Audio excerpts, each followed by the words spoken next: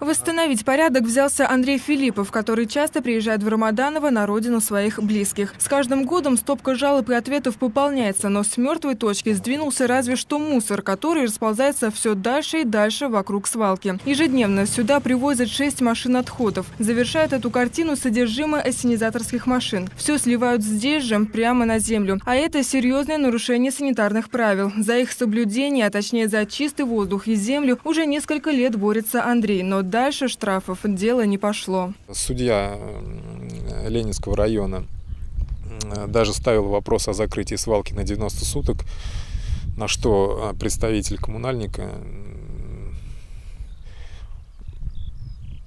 очень просила, чтобы не закрывали свалку, и мы наведем, говорит, порядок там. Ну, как видите, поля в безобразном состоянии, все как было год, два, три назад. С каждым днем свалка растет, а вместе с ней количество нарушений. Прошлогодняя проверка Роспотребнадзора выявила массу недочетов. Подъезд к полигону не асфальтирован, забор поставлен не по всему периметру. И это только малая часть. Нет шлагбаума, нет изгороди, нет,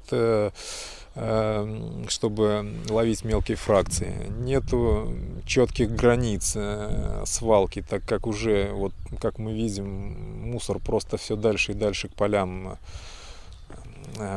трактор разносит. Нету котлована, нету грунта из котлована. Ну, для промежуточной утрамбовки. К тому же свалка располагается рядом с сельскими угодьями, но такому соседству из живой природы рады, наверное, только грачи и вороны.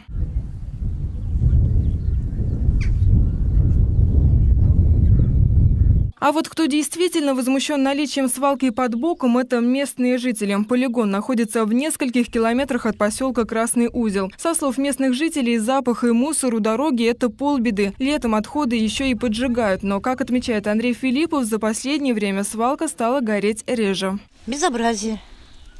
Мешается. Мы от нее далеко, но когда жгут, да, мешается. Когда начинают жечь, дым, вот этот запах, все идет. Приятности мало.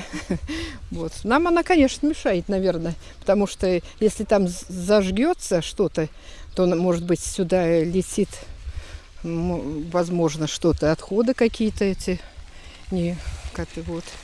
А так, ну, естественно, неприятно даже то, что вот едут. По дороге мы едем, неприятно. Ее не чистят, не убирают, по сути, грязно, все вывозят с Рамаданова тоже. Не чистит, все на полях, один мусор, одни пакеты.